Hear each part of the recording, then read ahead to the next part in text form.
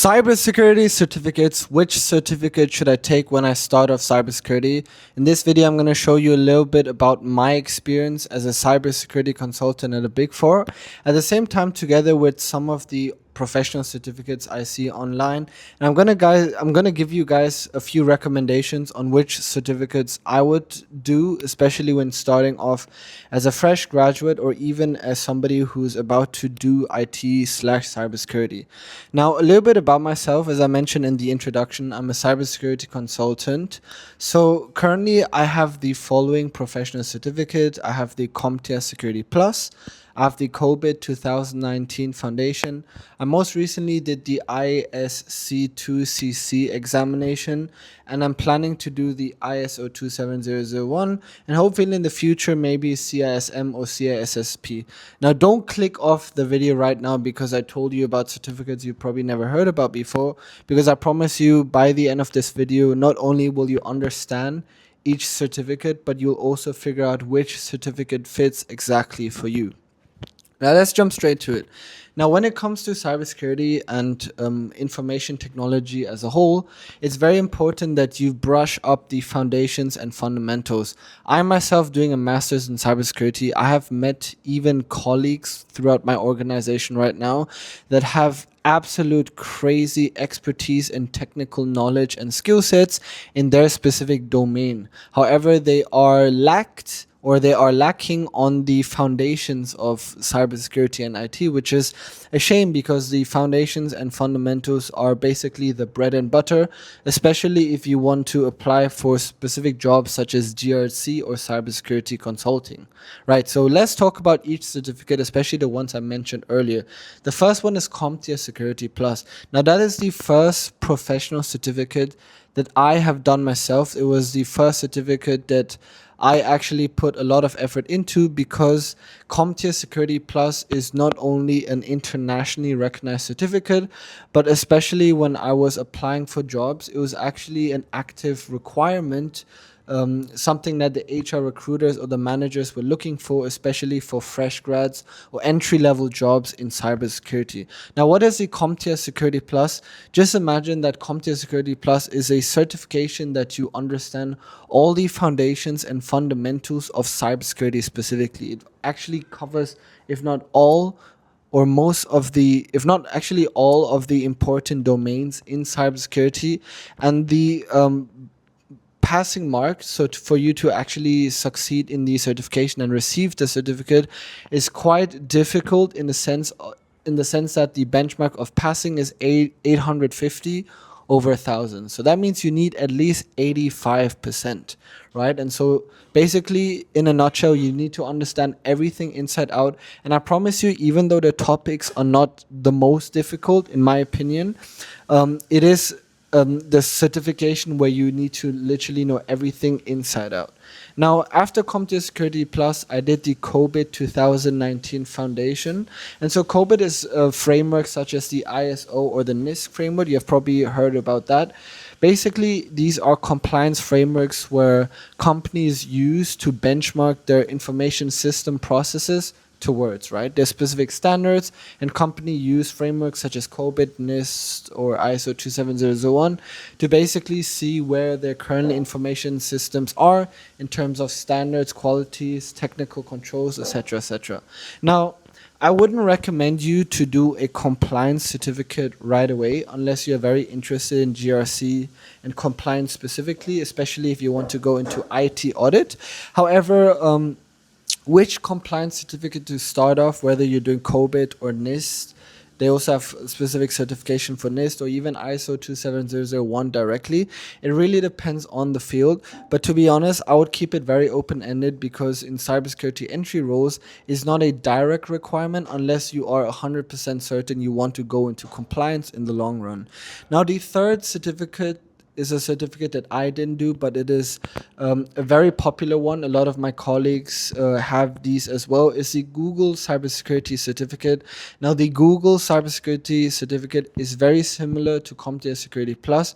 The only difference is that it is mainly focused on the fundamentals of Google, and it does include all domains in cybersecurity, but it doesn't go so much in depth, such as the CompTIA Security Plus. So if you are searching for an alternative or cheaper version, the Google Cybersecurity Certificate is my recommendable, because the CompTIA Security Plus is a little bit more pricey. Now, the fourth one, surprisingly, I don't see this on the internet. I have it literally in front of my laptop right now, and it is the certificate that I literally did a week ago.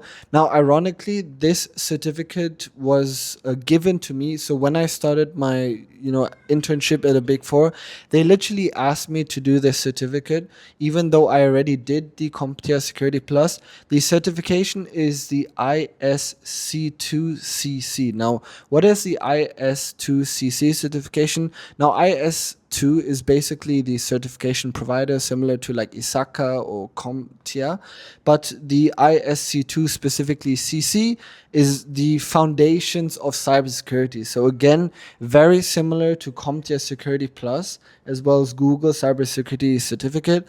Now, I'm not too sure specifically why they asked me to do that literally the first and second week I started working, but one, I assume, is because first of all, it was completely free to literally do the training as well as the certificate. I'm not sure at this time of recording, if you're watching this video right now, if the promotion still exists out there, but the IS2CC, when I did the certificate, was completely free. And so it was, again, very similar to CompTIA Security Plus. In my opinion, it's a little bit more easier, but not easier in the sense that it doesn't go so much in depth. In my opinion, it was literally the same topics and the same depth as CompTIA Security Plus. The only reason why I say it's easier, because in order for you to pass IS2CC certificate was at least 70%. So it's much, again, easier in that sense than CompTIA Security Plus, where you need 85%. But if you're considering and thinking about getting a foundational cybersecurity certificate, and you cannot afford CompTIA Security Plus, but you also don't want to go Google Cybersecurity Certificate, then I'll definitely recommend you to do the IS2CC, which is also internationally recognized. And as I said it, in my employer, they asked me to do it, so it has to be, if I it has to be to some extent recognizable. Now, the next one on my list, which is a certificate that I would recommend if you would go more into networking, which is more towards Cisco, if you would like to call it, or more into network management. That is from CompTIA as well, but CompTIA Network, right? And CompTIA Network is basically more into the depths and lengths of networking. So again, if you're 100% sure that you want to go into networking, then I would definitely opt to go for the certification. But what I would recommend, or give some advice here at least, is to not stack yourself with all of these certificates before you even apply your first job. Because as I said earlier, I just had like two or three certificates. No, actually two certificates. And then once I started working, then during my working, they asked me, okay, Julian, do this certificate. And very often that's the case. Like, for example, if you have the foundational certificates and then you get a job in cloud or AI or network, then within the organization, they'll recommend you to do these certifications. So that's my advice. Don't stack early. But if you're sure, then CompTIA Network Plus is something that you can look at. Now, for blue team defensive, there are specific certificates. If you want to be a SOC analyst working on SIEM solutions, or even red teaming in the future, then the certifications that I would recommend is CompTIA CYSA Plus. It is quite an analyst level, and I know the people that have that are very skillful and have, to some extent, experiences, at least in the blue team. And so again, my tip is to not stack those certificates early on, because the recruiters not only look on paper for your certification, but they also want to know your experience. Next, certificate is the SC200 Microsoft Security Operations Analyst. Very similar again to the domain of SOC and SIM. If you're interested into Blue Team Defensive, I would definitely recommend you to do SC200. And yeah, so from Blue Team, I believe that is from the list. Now for GRC risk and compliance, now that is the field that I'm very interested in. And as I mentioned earlier, the following certifications which I have is the COVID 2019. Now Isaka has, in terms of COVID, I believe three. They have COVID 5, which is basically an older version of COVID 2019. And then they have the COVID 2019 Foundation. And then from COVID 2019, there are specific sub domains which niche or specify even more, and then you can just branch out on which certificate you want to go. Now again, for risk and compliance, I would honestly keep this on a hold, because even for my case, I wasn't sure even until now whether or not the COVID 2019 certificate helped in any sort of way. I just had personal interest towards that framework because I was very interested in it. But if you were to really choose a certificate and you're 100% certain you want to go into either IT audit, compliance, or even GRC, then my personal advice, and that is the certification I'll definitely do in the future, is the ISO 27001, either auditor or implementer. Now, if you're working in a company, the most likely ask you to do lead auditor, and that's mainly because lead auditor, I would say, is a little bit more surface level than the lead implementer. And especially if you work in a, let's say, audit firm or in a bank, then you don't really need implementer, because you're not really essentially implementing anything. You're just auditing the 27001 framework. But if you're, I don't know, an entrepreneur or working for a startup and would actually like to get hands-on with that specific framework, then I would recommend the ISO 27001 lead implementer. Now again, there's pros and cons for each. Which one you choose, honestly, like it's really up to you. But again, if it comes to GRC risk and compliance certification, then I'll definitely recommend you to look at the ISO 27001. Now, also on the list is, perhaps on the long run, if you're applying for management or senior roles, is a CISM. However, I won't cover this certification in this video, because this video is again for like fresh grads and people who are new to cybersecurity. So let's just skip that for now.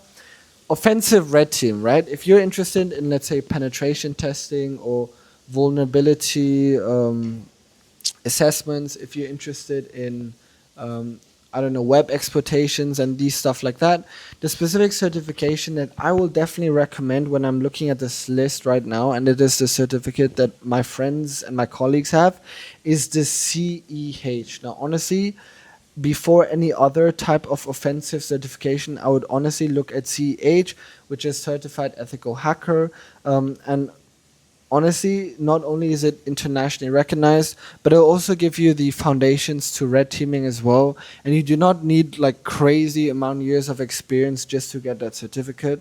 So here I have CEH. Now on the internet it says JPT. Now honestly, I'm not so familiar. JPT is apparently beginner friendly, and it's also entry level into pen testing. I'm not too sure, so I'll just leave that out for now. However, the OSCP, which is very similar to CISM in the sense that for senior and management roles, if you're interested to do red teaming and offensive security in the future, then I'll definitely recommend you to do the OSCP, because it will literally land you senior as well as management roles.